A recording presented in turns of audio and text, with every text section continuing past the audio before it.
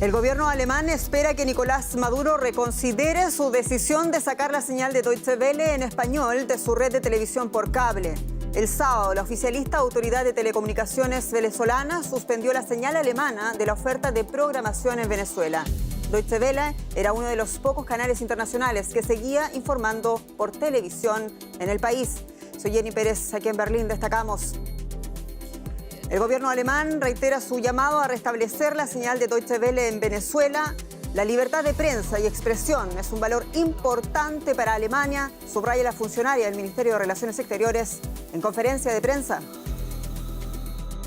Mike Pompeo termina en Cúcuta, Colombia, su gira latinoamericana sobre Venezuela. Con un sentido discurso pide al mundo aumentar la presión contra Nicolás Maduro. Y en la Bundesliga, el Bayern Múnich conserva el liderato del campeonato alemán tras golear este domingo al Düsseldorf.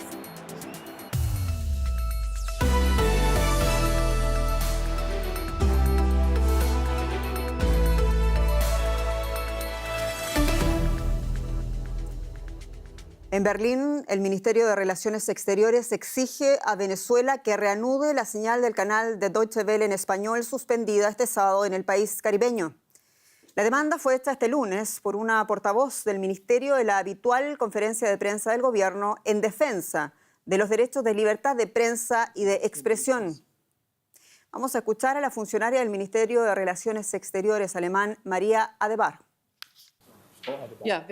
Ayer nos enteramos de la decisión de eliminar de la red de cable la señal de Deutsche Welle en Venezuela y ya dijimos que esperamos que se reconsidere pronto esta lamentable decisión, ya que la libertad de prensa y de expresión son un bien preciado para el gobierno alemán y esto es algo que también se aplica en este caso.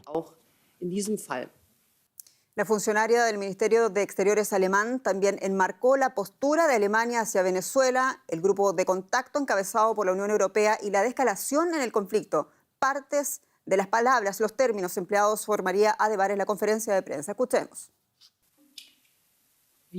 Trabajamos en estrecha colaboración con el Grupo Internacional de Contacto de la Unión Europea, en el que también hay representados estados latinoamericanos.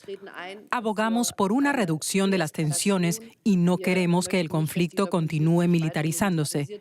En este sentido, vemos con gran preocupación el anuncio del sábado de Maduro sobre la militarización de las milicias civiles. También abogamos por que se celebren unas elecciones libres y justas. Esta sigue siendo nuestra posición.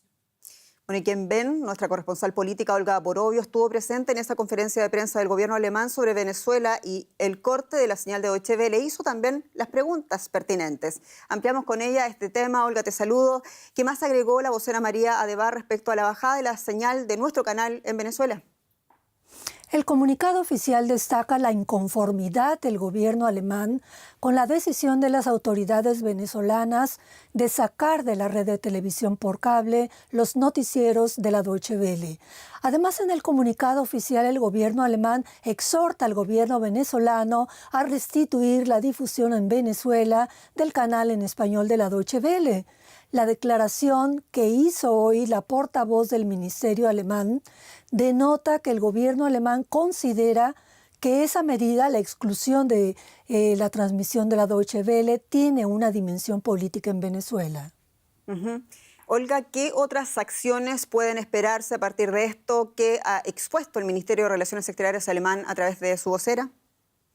En primer lugar, hay interés del gobierno alemán de fomentar la desescalación del conflicto político que se registra en Venezuela.